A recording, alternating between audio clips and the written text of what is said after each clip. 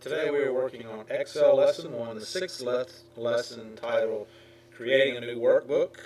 So this is what you should have opened up. And step 1 says press Control N, letter N. So when you do that, you're going to have a new book, and that's on the screen appearing in front of any other workbooks currently open.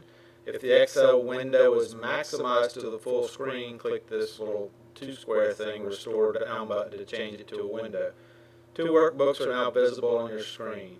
Notice that the Windows taskbar shows 2 workbooks are currently open.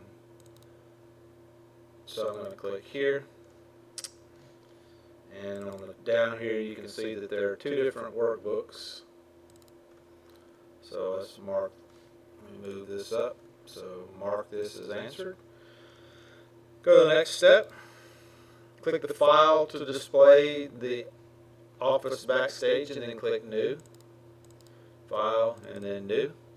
In addition to the blank workbook options, several other workbook templates are also readily available. You see those down here. Scroll down the screen and click one of the available templates. Doesn't matter which one you click. Click Create, and then notice that a lot of the elements are already created automatically, depending on which one you selected. It shows you how using a template can save you time and effort when you create a workbook. So mark that as answered and submit.